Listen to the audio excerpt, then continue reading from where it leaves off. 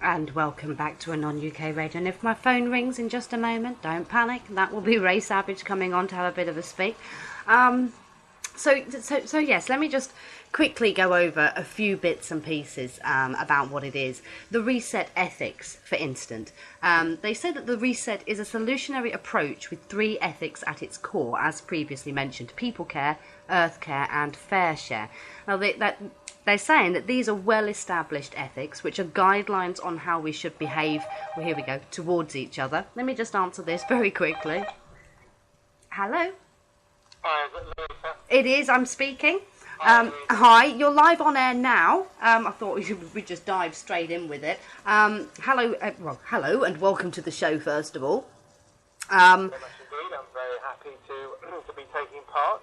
Fantastic. Now, thanks for agreeing to come on at such short notice. I know. Thanks, to be able to dive on like this. I know that you've come on to try and basically to introduce everybody to the reset, because it's still a very, a young and growing organisation. I know you've been incredibly busy recently, and things are sort of really starting to take off with the reset. Can you explain just briefly to the listeners exactly what the reset's mission is and what it is that you're all about? Yeah, first of all, I'd really like to not call it anything. When you say organisation, I think that's a little bit too constraining. Yes. I really think we're going into an era where we don't have any constraints with anything. The reset really was born out of many people's dissatisfaction with, with really where we are today.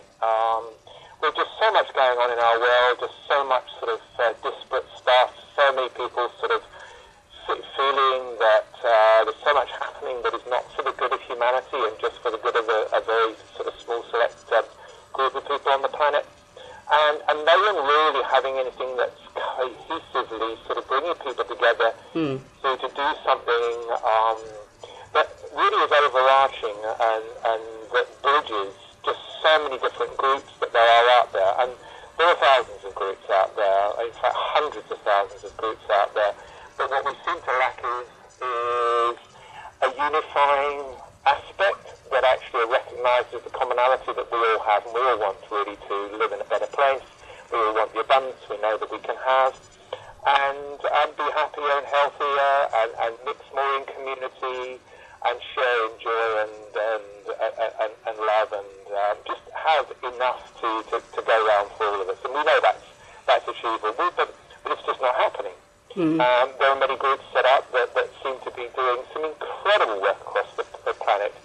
But what we said as a group when we got together, it must be nearly 3 months ago now, just after Christmas of 2014, was that there will seem to be no unifying aspect. And we just came up with the name Reset. Really from computer terminology in a way, wouldn't it be just great to reboot humanity and start something different at the beginning of 2014? And we did a bit of brainstorming, and someone came up with a logo which seems to be sort of quite catchy. And really, what you could say we're about sort of restoring, the fair principles, principles by which we live. And they could be sort of assessed in using words like the permaculture group do, and this was a little bit of a quip from them when we said fair share, earth care, and people share. Maybe I haven't quite got that right, but something like that. It's people care, earth share, and fair share. Yeah. Then we looked a little bit at history, but go on, Louise. No, I was just going to say you just mentioned the reset ethics there, which is people care, earth care, and fair share. Yeah. So what is it that you're hoping to achieve, and how are you going to achieve that?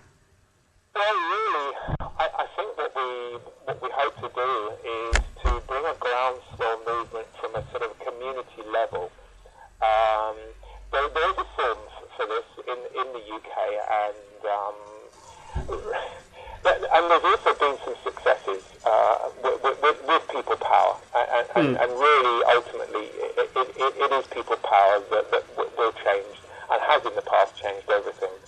If we go back in history to look at sort of, and and I really put in parentheses the word constitution. I'm no constitutional expert, and I really don't want to spend a lot of time going back, because I think we're going forward into something really sort of quite different that's uncharted. But it's useful to look back as to what's happened before. And really, in a way, there's been a number of resets where our populace, sometimes led by maybe a leader, sometimes led very much by a groundswell, have said, no, this is not going in the right direction, and have regrouped or reset. Alfred the Great brought that about in, 871, I think it was, and then Magna Carta was a form of reset. And there's been numbers of historic sort of times where, with the Bill of Rights, where we as a humanity have sort of wiped the cloth or the sheet clean and sort of started again. And, I know our constitutional guys get sort of quite excited about the possibility of reusing some of the constitutional aspects of what does stand to actually bring that about. But personally, I think we're actually going to choreograph something really, really new, and I'm absolutely sure that it's going to come from the grassroots. In this country, we have a sort of a grassroots organisation called the parishes and the wards, and it is possible to actually hold meetings legitimately that actually can have a decisive influence, and that's sort of one of the hooks that we've hung the reset on. But I personally think it's going to be much more, and particularly with the way it seems to be being populated, I think it's going to be much wider than that and go a lot deeper. And I think we have a fairly recent precedent for that, and it depends how one is, how the listeners are with this. But a lot of people will remember Margaret Thatcher's attempt to bring in something called the poll tax, which was going to be an individual tax on each person that lived in a house, and it was going to be a massive hike in tax for each household, which was really just totally ridiculous. And we as a populace said, no, we ain't going to do it. Yeah. And basically what we're feeling with the reset is,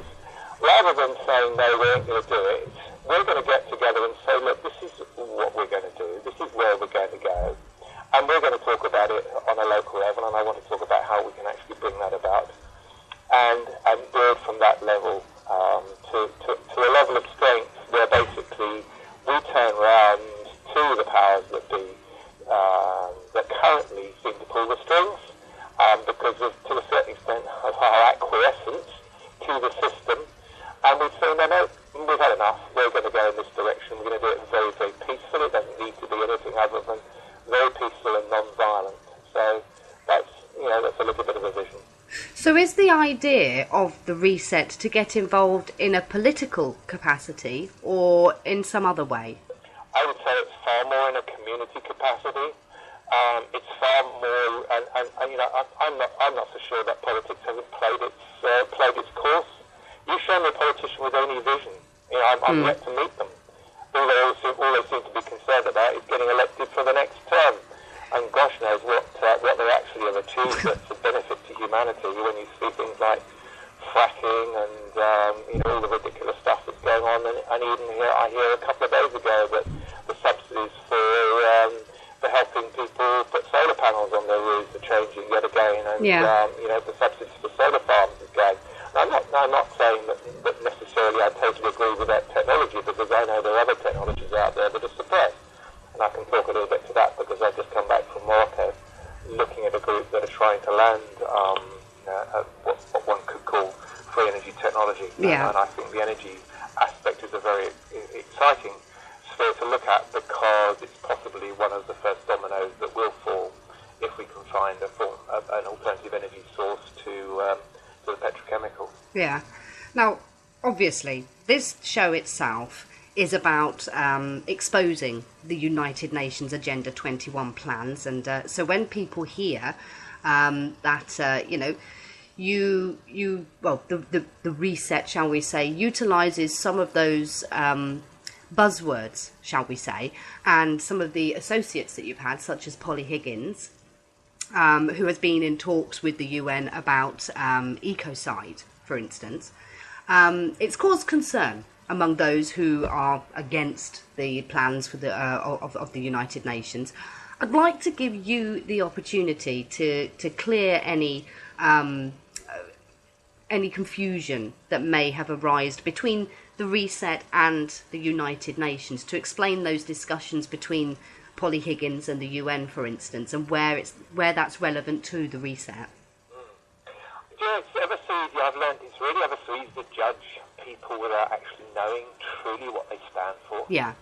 And, and that's a pretty obvious statement, really, but it's a statement that perhaps needs reiterating. A lot of people would be armchair judges without actually having got into the essence of someone. I've had the joy of spending time with Polly. I know absolutely what she stands for. She stands totally fair and square behind getting some balance on this planet and preventing the corporates from continuing to rape the planet for gain.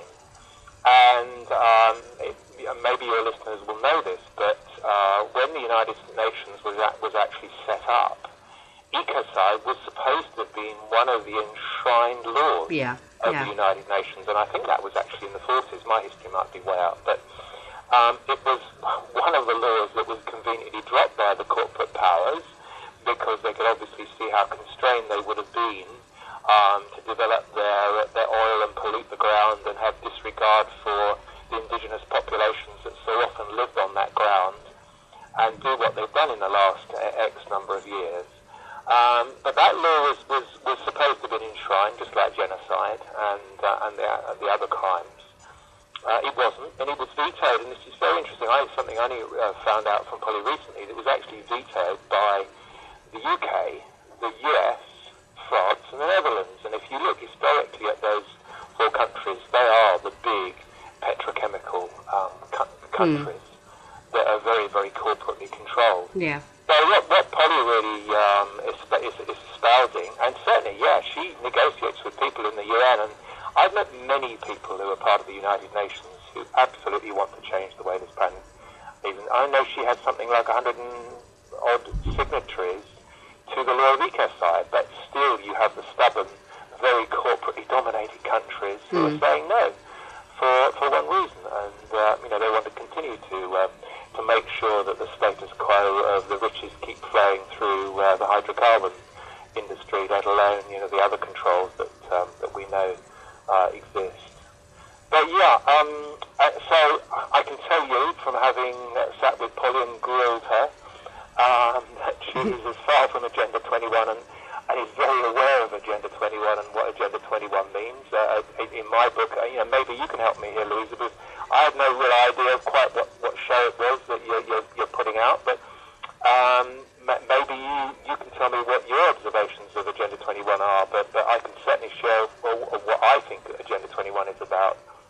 Well, Agenda 21, from my own personal perspective, is about putting nature above humanity, but not necessarily for the benefit of humanity, for the benefit of being able to secure themselves resources. So it's getting people off the land and reclaiming that land for government and corporate use.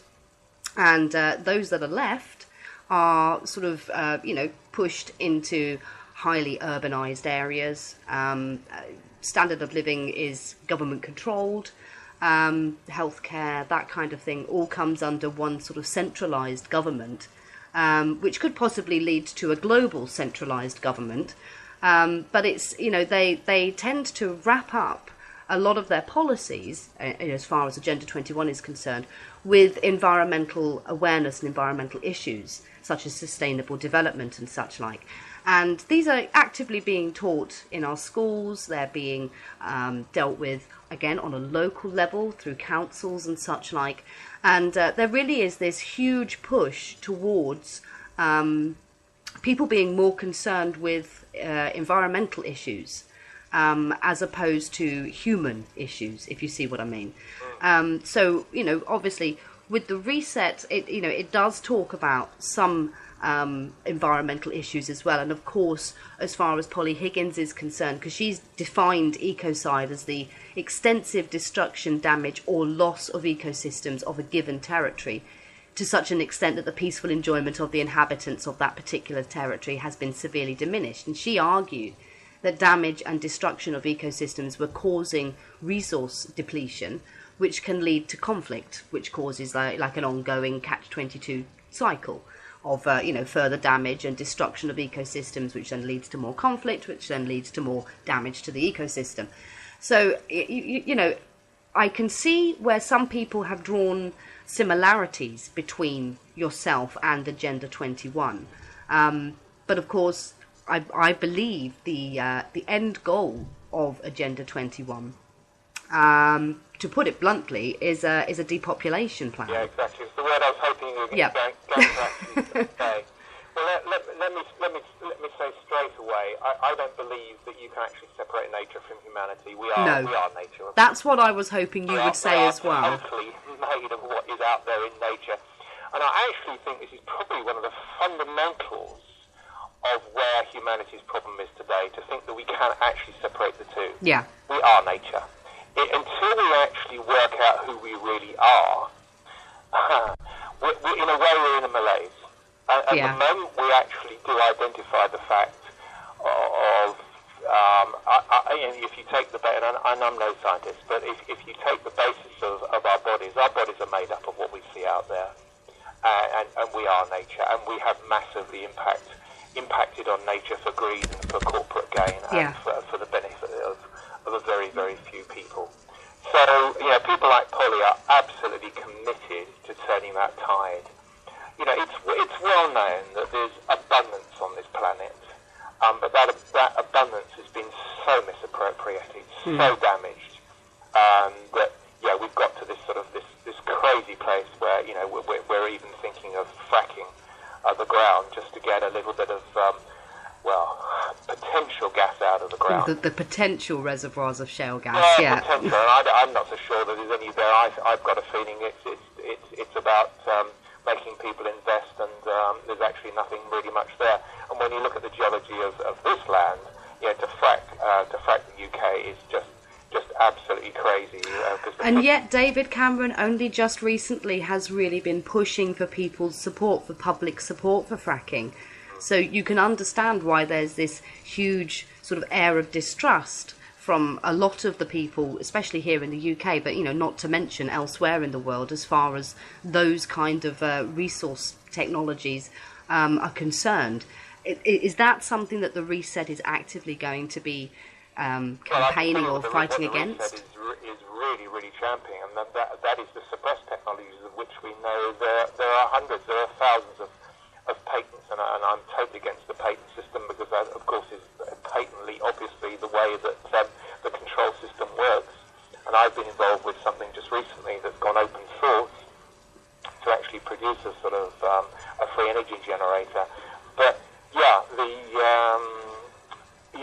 the whole resource business has really just contrived to control, and there is abundance. And at the quantum level, the scientists are actually starting to tell us that in so many ways.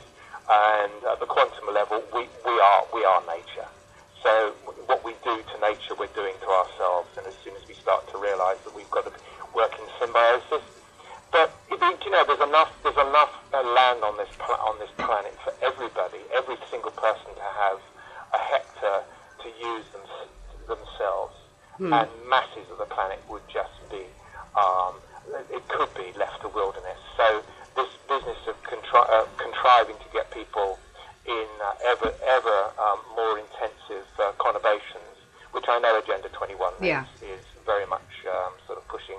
There are plans in America to corridor off areas. It's just so unnecessary. And that was, of course, the reason for the attacks on the indigenous years ago, with the indigenous knew the value of the natural resources of nature, and how to work with nature in symbiosis, rather than the way that we've gone, where we've actually degraded nature and use the earth for our own ill-gotten gains, whereas we could be working in symbiosis quite easily. So the reset really, you could say in some ways, is taking a leaf out of the indigenous population's sort of awareness, but looking for a dialogue really from the many groups that are formed. And I don't know whether you're your readers will be, your listeners will have been aware of the book called Blessed Unrest that was written by a guy called Paul Hawkins, who charted the rise of just so many groups now across the planet that basically were leaderless. We don't need leaders because we should see what a mess that leaders do and make of the planet. But the rise of the different groups that really were concerned with social justice, with ecological issues, and that had an indigenous sort of flavour to them. And those groups are now just so many. And what we'd hope with the reset was to actually bring about the ability to dialogue and meet people on a local basis, and to actually start to build local groups who could then, through the system that is in existence in this country, can actually start to form groups that became cohesive throughout the country, and that would then, if sufficiently populated, be able to turn around and say, no, we're not going to carry on this way, we're going in a new direction. Right. Because I think this is one of the concerns that a lot of the naysayers have, this whole local level. Yeah, there's always naysayers over everything, and what my feeling is that now, rather than be naysaying, it's time to actually be more of, and this is a word that one of our group liked to coin, rather than become a naysayer, let's become a solutionary. Let's actually start focusing our energies not on the problem, not on who's saying this and who's saying that, but let's start offering some solutions. And the idea of the reset was really to get people who had solutions, and there are so many different solutions, together, and start to work out the way of being able to implement them. And I've just mentioned energy. Health is a big one as far as I'm concerned, because we all know that the depopulation is one of the 2021's goals, and there's a huge amount being done under the guise of health, which personally I think the system that is set up in the West is actually a sickness industry, sickness proliferation industry rather than a health industry. So there's a huge amount we can learn naturally on health, and I'm helping to field an event this weekend that is actually talking about natural health. So it's really to bring about a dialogue, and the best way of dialoguing that I've seen is where people sit in circle, back to the indigenous roots there, because the indigenous tribes always knew how to sit in circle, and they discussed and they sorted everything out in circle, and they didn't point fingers at each other over Facebooks and stuff like that. And I'm not decrying Facebook as a method of communication in our high-speed world where we can actually access people all over the world. It's a very important element. But, one of the greatest cries I've heard from people, and I really sort of came, and I haven't shared my background, but I came really into this sort of understanding through the truth movement, was really looking at the deep, dark stuff for quite some while. But one of the greatest cries of people that you hear is, I never knew that there was anybody so close, living so close to me, that felt the same way. And one of the things that we're doing, and we haven't actually fully implemented it yet, but is a way of actually people linking up locally and actually getting together, perhaps in each other's houses or maybe down the pub or whatever, and talking about ways in which they actually can change their localities. Well, I think a lot of people feel they feel that disconnection now. A lot of people are feeling that disconnection, and this is why people persist with Facebook, I believe, because they're able to make those connections. What Facebook hasn't seemed to do is to rejoin people of like minds in the sort of more than compassionate service way. It seems to have been a great medium for people to interact, but what we're looking at the reset being able to do is actually to join people who really have a passionate desire to see things change, and to want to see things improve, and to want to see us leading more abundant natural lives.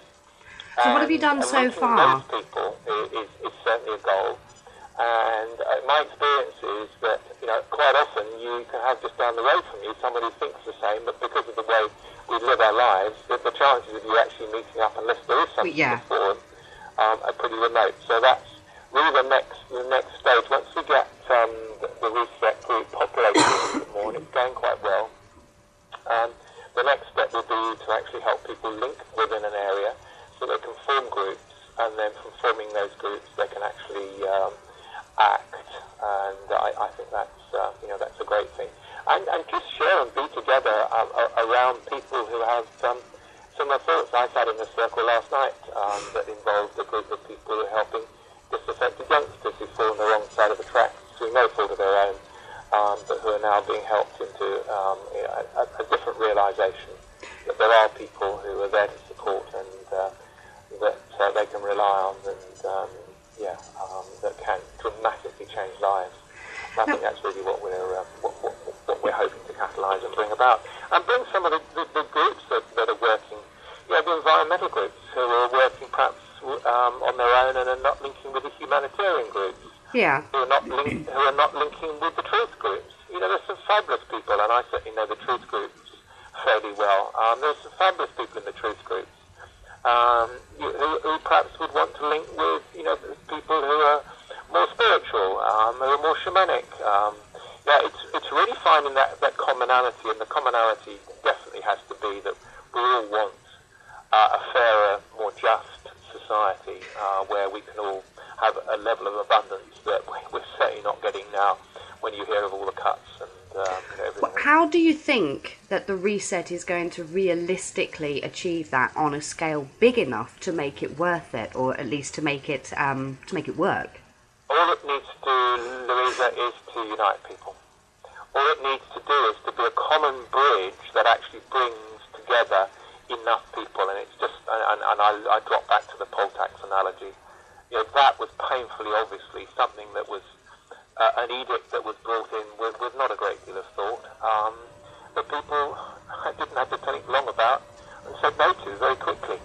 And I think at the moment there are enough. Well, in fact, I don't think. I know there are enough people out there who currently are in so many different sort of groups. Be it ecological, be it social justice, be it truth, be it indigenous sort of backgrounded, if you like, and I take that from the spiritual right through the shamanic and the angelic and all the different groups that there are.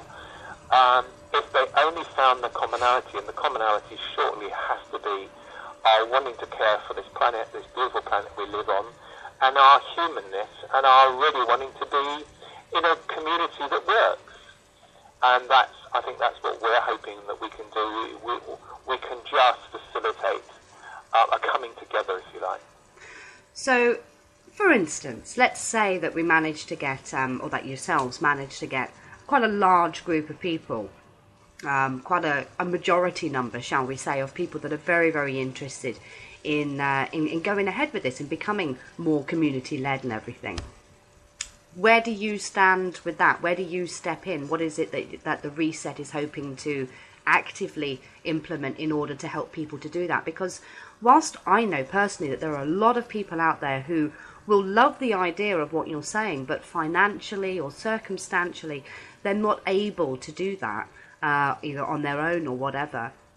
Do you offer help and support to people that want to be able to either start something or join something along these lines, but maybe don't have the resources or the finances to be able to do it? Because obviously there are a lot of people who are struggling day in and day out, and they find themselves in that rut of monotony day in and day out, just trying to survive.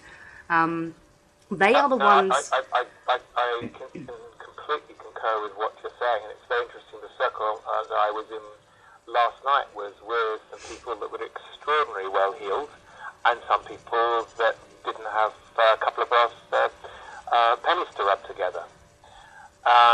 What you're finding now is if you can link people who have like minds, and this is the idea of actually getting people to meet each other within an area, and if you take the parish area, it's a relatively, or the ward area, and this is how the reset site is being set up. It's being worked on by our webmaster at the moment, who actually works, and a lot of people have actually asked us, where are we getting our money to set the reset up? Well, it's actually coming from people donating their time free. Well, look, I'll tell you what I'm going to do is I'm going to stick on a quick tune for the listeners, gives them a chance to go off and make themselves a quick cuppa, and when we come back, you can maybe go into that particular side of it in a little more detail. Yeah, all right, Louisa, very happy. Is that okay? I'm just going to stick on a quick tune. Here's a little bit of Dire Straits for you. It's a 5-minute tune. Okay. Okay? All right. Okay, and here's some Dire Straits with Brothers in Arms for you.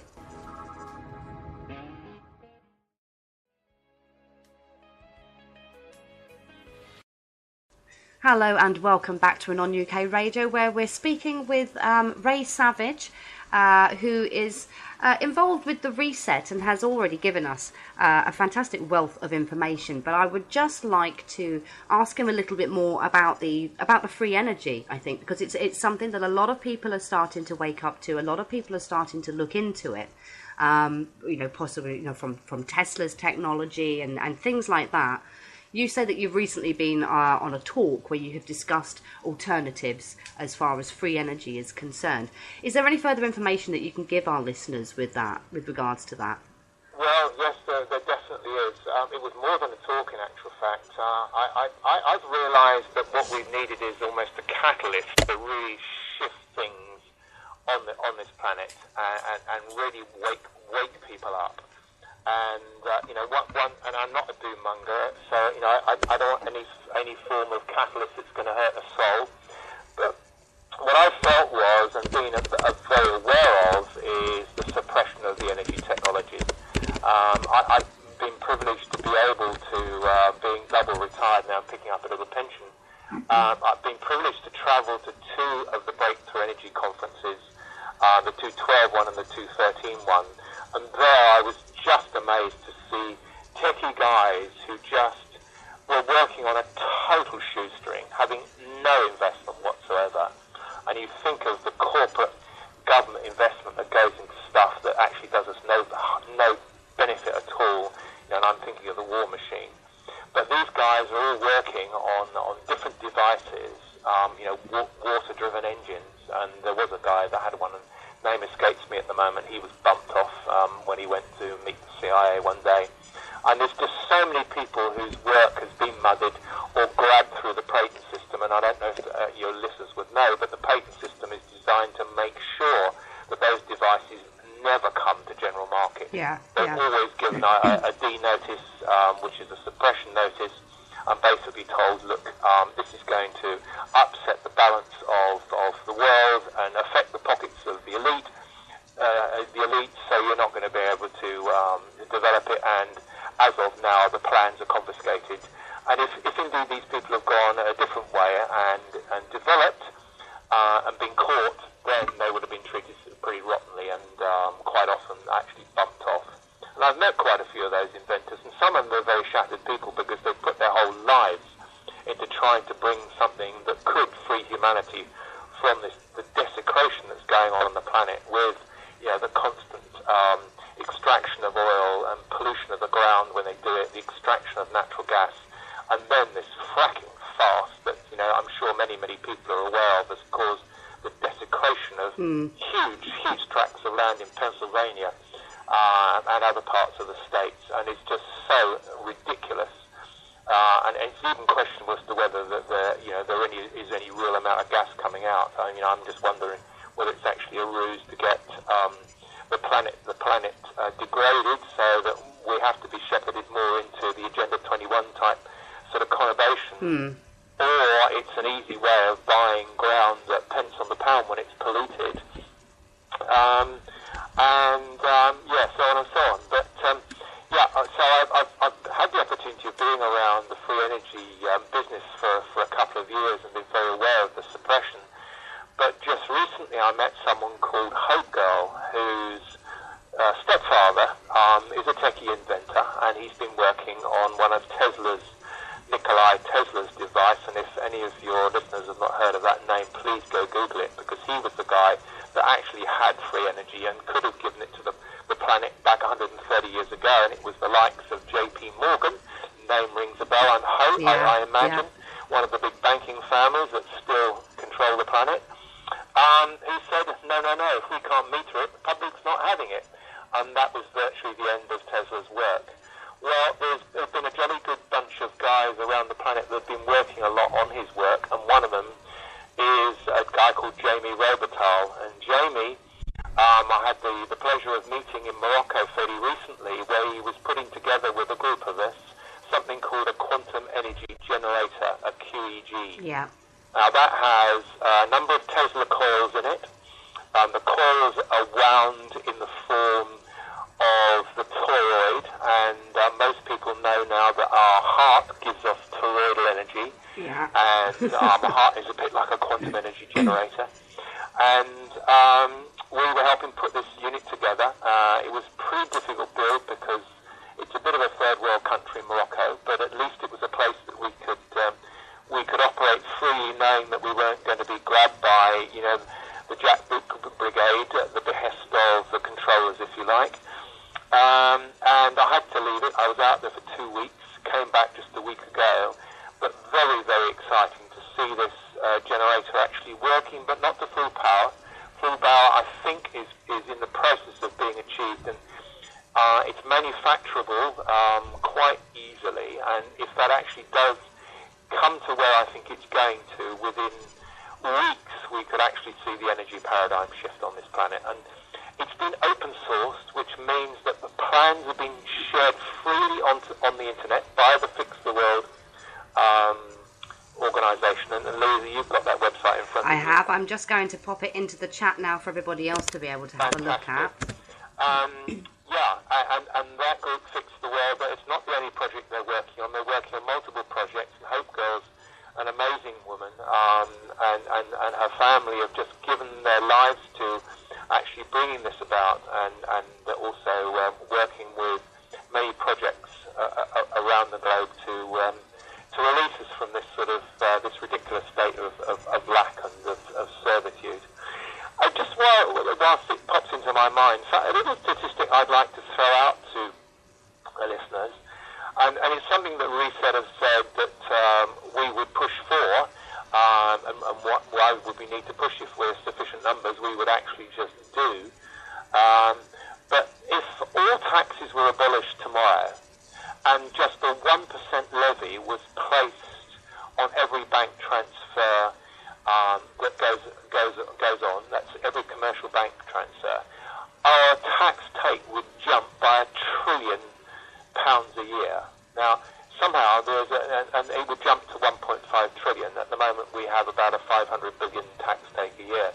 So there's £1 trillion disappearing somewhere, and I'll leave your listeners to guess where that's going and who's not paying their tax.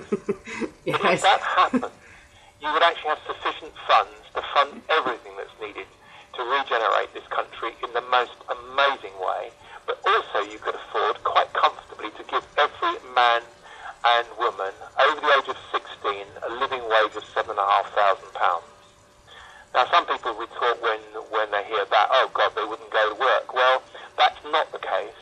What actually happens if you give people money that they've not had, they then start to invest, and that stimulates, and that investment can quite often be very community-based, and it actually stimulates ulterior sort of actions in people, and can create such a different ethos. And there are countries of the world where that's been studied and it's going on, and some smaller towns actually adopt that system. So don't get the idea that people sit about and don't do anything when they have the freedom to actually do what their heart and passion actually says that they're actually designed to be on this planet to do. So that was just a little aside that I came up with there. But back to the free energy.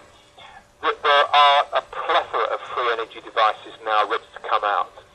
The Fix the World group, because they open sourced and didn't go the patent and the greed, I want money for my device or the plans to my device, because they didn't choose that method, they chose an open sourcing method.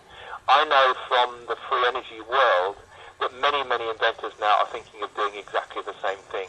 They're saying, hang it with the fortune that we perhaps could make if this went worldwide.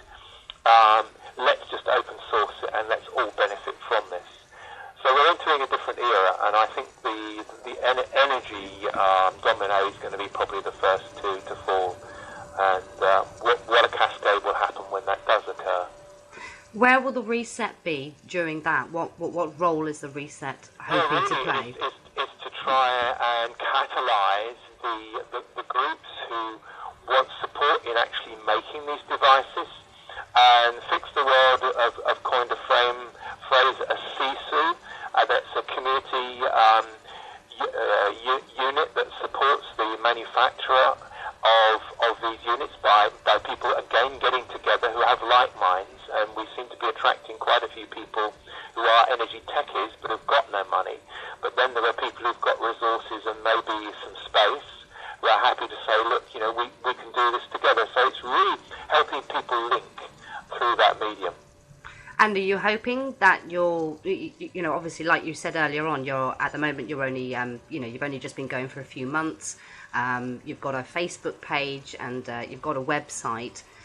Are you hoping to be able to get bigger and more recognised in some way? How are you planning, to be able to move this forward to the next phase?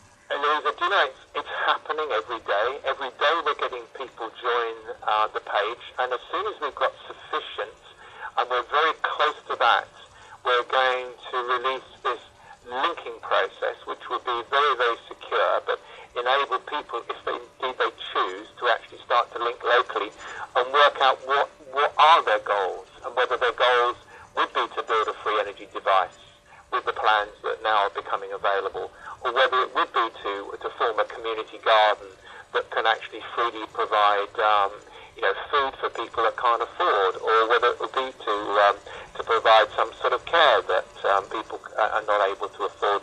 But the moment you start to put people together of like minds, then everything can change. And then maybe when we're more populated, we can turn around and we can say to stupid things that are going on that are being foisted upon us by government, or, like the poll tax, no, we're going to have a day of mass non-action, of mass action. But let me stress, if there's any mass action, it's not going to be of protest. It's going to be of bringing in a solution, because protest actually, from my book, really doesn't achieve a great deal. When you certainly look at the protest that there was against the war, it's far better to actually look upon something that you want to achieve and go for that, rather than go for something you don't want. So and that is a bit of a manifestation sort of awareness tool, but I don't think we'll go down that route at the moment. Well, yeah, I mean, the one thing that I need to ask, a lot of people have asked me, when they first go to your website, it asks for them to provide their name and email address. Now, obviously, with so much concern recently over privacy and surveillance and such like, is there a specific reason why that's asked for, or is it just, because obviously people are concerned that there's like a data mining technique or something along those lines? Is that our webmaster is one of the most, and he's handling the whole aspect of the email security, is one of the most concerned. He's a young family man, very, very capable, and most concerned about security. The email addresses will definitely not be shared with anybody, and the only use will be to, if people want to interact, is to give them the ability to actually do that, but they will both have to be consenting, much as you do with Facebook. Yeah. So total security. And the idea with the email address and the name is to actually know where people are, so that they can actually link up in the various parishes. And we were going to talk about the parishes as being generally a group of about 800 sort of people locally. Lisa, someone knocked at my door a second ago and it set my dogs off. Can I just leave you 1 second and come back in a minute? Yeah, that's fine. I'll tell you what, I'll stick on a tune for everybody while we're waiting for that then, okay? Here's a little bit of Pink Floyd for you all. Hello and welcome back again. Like I said before, we've been talking to Ray Savage about the reset and what it's all about, what it's hoping to achieve, and also how people can get involved and what people can look forward to as far as what the reset is organising. Just very quickly, Ray, can you sort of, because obviously, there are still people, and I appreciate this, that there are still people that are going to be dubious about this, mainly because a lot of people have lost an awful lot of trust in not just each other, but in organisations and in groups that are set up and such like. As a final word, what can you say to try and convince people to allay those fears, to actually at least be interested in taking a look at the reset and possibly getting involved? What can you say that may be able to sway them in your favour? Well, first of all, I'm not in the business of convincing. I think people have got to feel whether it feels right to them, and sometimes it might actually not feel right at this moment. But one of the things that I've learned in my life, and I've had some pretty major ups and downs, and is that it's so much more inspiring and I suppose joyful and happy to say yes than say no. And saying yes implies trust. And all we're saying to people is go on the website, have a look. If it doesn't feel right, well, don't. But if it feels, I'd quite like to get together with people in my area who are feeling a bit disenfranchised, a bit discordant, a bit pissed off, to put it crudely, a bit whichever way. And I'd like to be able to talk with them and to them. And that's really all we're proposing here, is that we find like-minded people and get together and see what from that we can conceive. And by just saying yes and trusting, and really what has got one to lose? There's nothing to lose, but there's a lot to gain. And if we do stand together, boy, we can change things so fast. And I think we're coming to that catalysing point, and I've got a feeling that energy is going to be it. When people start to wake up to the fact that we could have had free energy for over 100 years, and we would not need to be paying these fuel bills, we would not be needing to do what we're doing to the earth. And we can also support each other, and we can gain better health from supporting each other, because our default place is to be in community. And that is has been one of the controlling and driving forces. And to be putting people in a distrust situation, we want to trust each other. That is our natural way. And I think if we can get back to that, start to learn to trust, because people fundamentally are good. And I think if we can look at that and look for the goodness and stand together, then we can change things very, very quickly. But just go on the site and have a look at it. Listen to the little graphic on there and one or two of the links. You don't need to register if you don't want to. But if you feel that you'd like to link with some people locally and chat more, then why not? Well, I personally, I would like to encourage people to not listen to hearsay, to not listen to what what other people are saying, just to take a leap of faith, basically. Have a look, like you say, have a look at the website, make your own minds up, do some extra research if you want to, because there is plenty of information on the site itself as well that you can have a look at. So, I would like to encourage people just to maybe step outside of that false comfort zone of not wanting to get involved with anything these days, because there's this big fear of disappointment, and actually maybe taking that leap of faith and having a look at something that, from what I can see, is trying to offer something positive. And that might just be a little bit strange for some people, because there's very little positivity out there. But thank you ever so much for coming on and having a word with us, and letting the listeners know that there is something out there is something where the wheels are in motion to try and get people back together again. And what it really needs is people supporting it. And I'm really grateful for you having come on. Lisa, I'm very grateful to have been invited, and thank you for giving me the time, and thank you, listeners, for listening.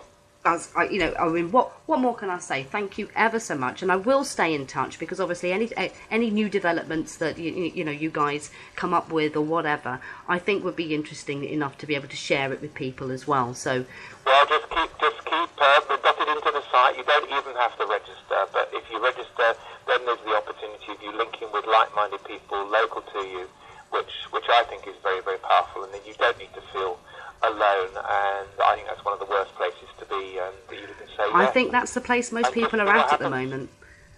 I think most people do feel alone at the moment, and so are sort of protecting themselves more than anything else. But with any luck, the best we can do is to try and encourage people to at least have a look. So, thank you so much, and thank you too. Thank you. Take care. Thanks. All the very best. Bye bye.